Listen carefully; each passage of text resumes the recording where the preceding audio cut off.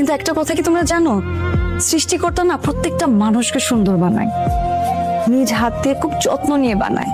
এই যে আমাদের যে বাহ্যিক সৌন্দর্যতা নিয়ে আমরা এত জাজ করি যে সে দেখতে কেমন, সে সুন্দর কিনা, একজন সুন্দর মানুষ হলে একজন মানুষকে আমরা তখন আলাদা করি, তাকে আমরা অন্যরকম ভাবে ট্রিট করি, সে সবসময় ভালো প্রায়োরিটি পায়। কিন্তু যে মানুষটা সুন্দর না, তার মধ্যেও যে একটা ট্যালেন্ট থাকতে পারে, তার মধ্যেও যে একটা নিষ্পাপ মন থাকতে পারে, আমরা কিন্তু সে ব্যাপারে একবারও ভাবি না। আমরা কয়দিন এরকম সুন্দর থাকতে পারবো? আমাদের জীবনটা যৌবনটা কয়দিন ধরে রাখতে পারবো বলো?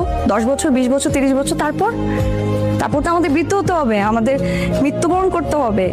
তখন আমাদের এত সুন্দর স্কিনটা না ওই মাটির সাথে মিশে যাবে।